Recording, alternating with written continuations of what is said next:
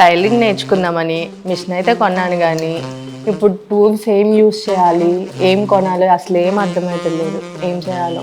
బిగినర్స్కి కామన్గా ఇలాంటి డౌటే ఉంటుంది. మార్కెట్లోకి వెళ్ళామంటే చాలానే టూల్స్ ఉంటాయి, కానీ వాటిల్లో ఏవి మనకు యూజ్ అవుతాయి అనేది మాత్రం కొంచెం కన్ఫ్యూజ్గా ఉంటుంది.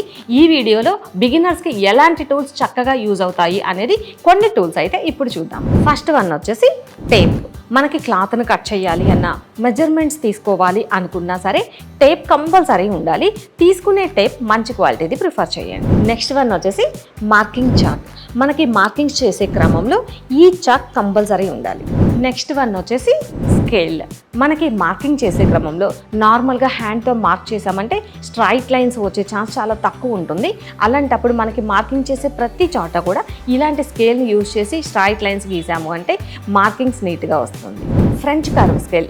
మనకి ఈ డ్రెస్సుల్ని కానీ బ్లౌజుల్ని కానీ మార్కింగ్ చేసే క్రమంలో ప్రతి చోట కూడా రౌండ్ షేప్, కర్వ్ షేప్ తీయడం చాలా కామన్. అలా షేప్స్ తీయాలి అన్నప్పుడు బిగినర్స్ చాలా కన్ఫ్యూజ్ అవుతారు, మనం షేప్స్ కరెక్ట్గా తీస్తున్నామా లేదా అనేది.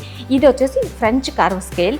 ఈ స్కేల్ని కనుక యూజ్ చేసాము అంటే మనం నెక్ రౌండ్స్ కానీ, ఆర్మ్ రౌండ్ కానీ, హ్యాండ్ కర్వ్ కానీ చాలా సింపుల్గా తీసేసుకోవచ్చు.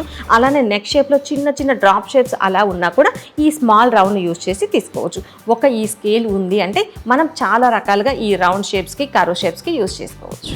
నెక్స్ట్ వచ్చేసి ట్రేసింగ్ వీల్. కొన్నిసార్లు మనం క్లాత్లు కట్ చేసేటప్పుడు డబల్ లేయర్ మీద తీసుకుంటాము. పై వైపునైతే మనం మార్కింగ్ చాక్తో తీస్తాము.